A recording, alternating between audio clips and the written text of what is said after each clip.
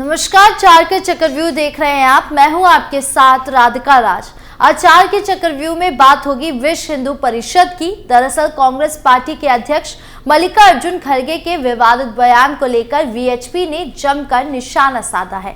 तो क्या कुछ कहा है बताएंगे आपको। साथ ही बात होगी वक्फ संशोधन विधेयक की, जिसको मंजूरी मिलने के बाद से सपाइयों में हड़कंप मच गया है। फिर बात होगी अखिलेश यादव की, जिनके महाकुंभ में डुबकी लगाने से सियासत गर्मा गई है, जिसके बाद सीएम योगी ने भी टिप्पणी की है। और आखिर में बात होगी मथुरा सांसद हेमा मालिनी की, जहां उन्होंने महाकुंभ धर्म संसद में ईसाइयों धर्म को लेकर सवाल किया है।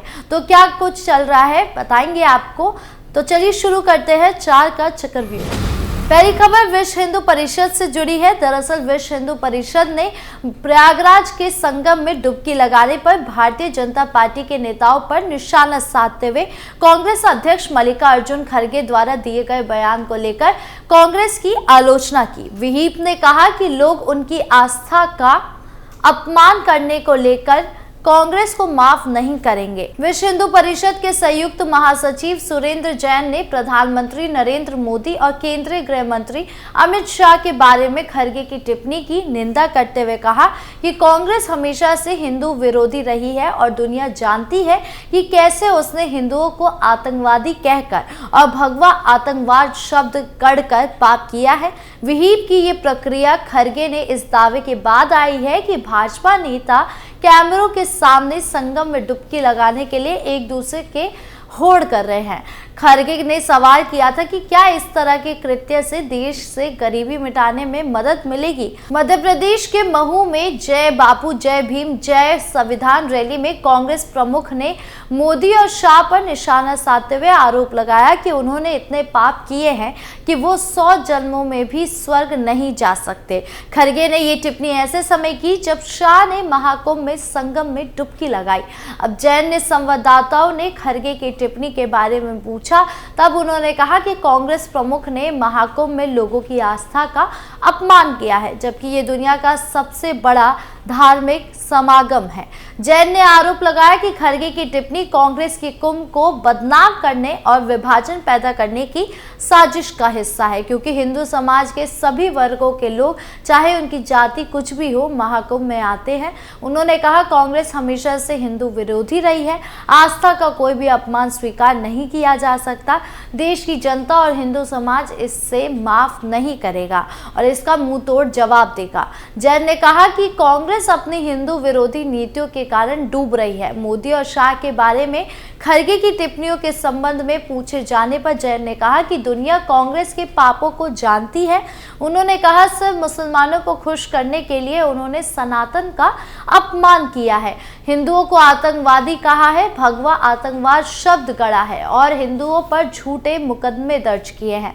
उन्होंने वक्फ बोर्ड बनाया। उन्होंने BR अम्बेडकर के सपने को पूरा नहीं होने दिया। अब जैन और विहिप के प्रहार पर क्या कुछ कांग्रेस अध्यक्ष पलटवार करते हैं, ये देखने वाली बात होगी।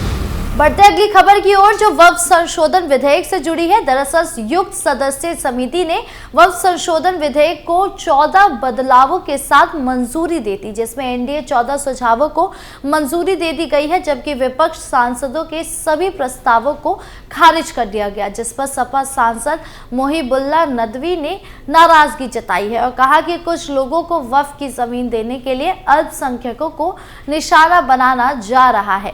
वहीं कांग्रेस सांसद इमरान मसूद ने भी कहा कि इससे पूरा वक्फ बर्बाद हो जाएगा। सपा सांसद मोहिबुल्लाह नदवी ने कहा कि हमारे अध्यक्ष अखिलेश यादव ने पहले भी कहा था कि कुछ लोगों की नजर वक्फ की जमीनों पर पड़ गई है और ये उस जमीन को छीनना चाहते हैं। ये लोग अल्पसंख्यकों को निशाना बनाने की शुरुआत है। जैसा उन्होंने कहा था आज वैसा ही हुआ। आज 6 से 7 महीने बाद सब बेकार हो गया। हम चाहते थे कि हर कॉलेज पर चर्चा हो, उसमें ये हार रहे थे। अगर इलेक्शन के जरिए करना था तो कमेटी ही क्यों बनाई।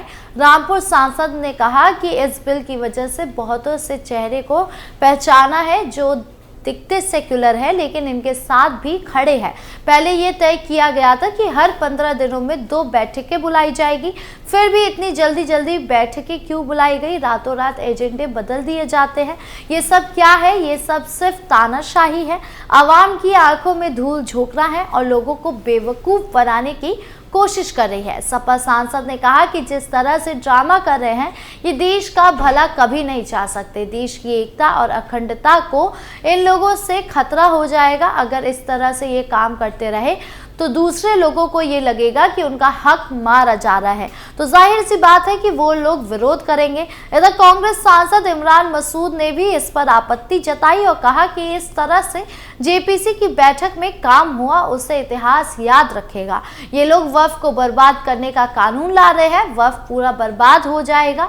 अगर ये वक्फ का प्रबंधन करने के लिए कुछ लेकर आते हैं तो पूरा देश उसका साथ देता, लेकिन ये वक्फ को पूरी तरह से बर्बाद कर देगा। बहुमत का मतलब ये नहीं है कि आप विपक्ष को कुचल दो। उन्होंने कहा कि हम सुप्रीम कोर्ट तक लड़ाई लड़ेंगे। ऐसे में देखना होगा कि वक्फ संशोधन विधेयक का मामला क्या रुख लेता है। खबरों में आगे बढ़ते हैं, जहां बात सपा प्रमुख अखिलेश यादव की। दरअसल योगी आदित्यनाथ ने समाजवादी पार्टी के प्रमुख अखिलेश यादव के संगम में डुबकी लगाने पर चुटकी ली। उन्होंने कहा कि वो रोज बोलते हैं, उससे आगे बढ़ने के लिए आज उन्होंने प्रयागराज में डुबकी लगाकर पुण्य के भागीदार बने हैं। उत्तर प्रदेश के मुख्यमंत्री योगी आदित्यनाथ ने लखनऊ में आयोजित मीडिया प्रोग्राम महाकुंभ संवाद में बातचीत के दौरान ये बात कही। समाजवादी पार्टी के प्रमुख अखिलेश यादव ने प्रयागराज में चल रहे महाकुंभ के दौरान त्रिवेणी में डुबकी लगाई, जिस पर महाकुंभ संवाद में आए यूपी के मुख्यमंत्री योगी आदित्यनाथ ने इस पर चुटकी ली। योगी आदित्यनाथ ने समाजवादी पार्टी के प्रमुख अखिलेश यादव के संगम में डुबकी लगाने पर चुटकी ली। उन्होंने कहा वो रोज बोलते हैं, उससे आगे बढ़ने के लिए उन्होंने प्रयागराज में डुबकी लगाकर पुण्य के भागीदार बने। उत्तर प्रदेश के मुख्यमंत्री योगी आदित्यनाथ ने कहा जो भी प्रयागराज आएगा वो पुण्य का भागीदार बनेगा। उन्होंने कहा जो नहीं जा रहा है वो कम से कम अच्छी सोच तो रख ही रहा है। उन्होंने कहा मैं इसके लिए देश और दुनिया में रहने वाले सनातन धर्मावलंबियों को और देश के प्रति सद्भाव रखने वाले सभी महानुभावों में मैं हृदय से अभिनंदन करता हूं। प्रयागराज सबका है, सबको आना चाहिए। जो डुबकी लगाएगा वो पुण्य का भागीदार बनेगा। सीएम योगी के बयान से सियासत गरमाई हुई है। ऐसे में देखना होगा कि सीएम के बयान पर सपा प्रमुख अखिलेश यादव क्या पलटवार करते हैं।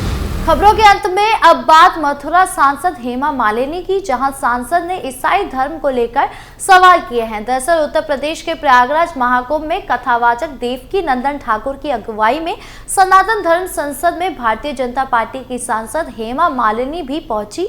मथुरा सांसद ने इस दौरान कहा आजकल कुछ अज्ञानी लोग हैं जो हमारे सनातन के बारे में बुरा भला कहते हैं। वो सनातनियों के बारे में कुछ गलत बात करते हैं। बांग्लादेश में जो हुआ वो नहीं होना चाहिए था, जो हो रहा है उसे समाप्त करने के लिए यहाँ मौजूद हमारे संत सनातन की बात कर रहे हैं। सांसद ने कहा कि सनातन दुनिया का एकमात्र ऐसा धर्म है जो सभी धर्मों का स्वागत करता है और इसी धर्म का विरोध नहीं करता है, चाहे वो मुस्लिम हो या ईसाई। क्या इस्लाम और ईसाई धर्म ऐसा करता है? नहीं करता है। आज हमारी ये साझा विरासत खतरे में है। आज देख सकते हैं कि हमारे मंदिरों पे अत्याचार हो रहे हैं, गौशाला में समस्याएं पैदा की जा रही है।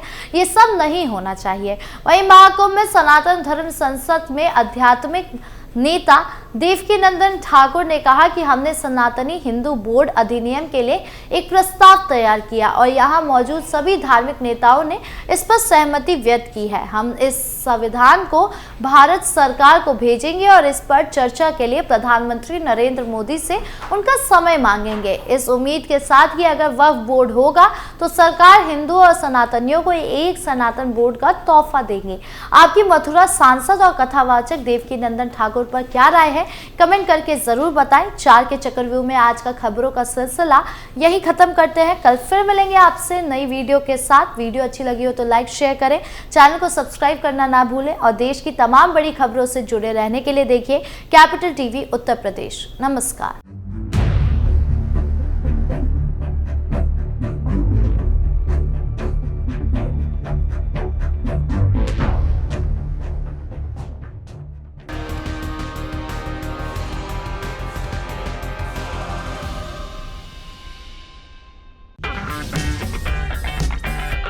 अगर आपको हमारा वीडियो पसंद आया हो तो इसे लाइक करें, हमारे चैनल को सब्सक्राइब करें और हाँ, बेल आइकन दबाना ना भूलें ताकि आप तक हमारे वीडियो की नोटिफिकेशन पहुंचती रहे। आप अपना सुझाव हमें कमेंट बॉक्स में दे सकते हैं। हमारे साथ जुड़ने के लिए शुक्रिया।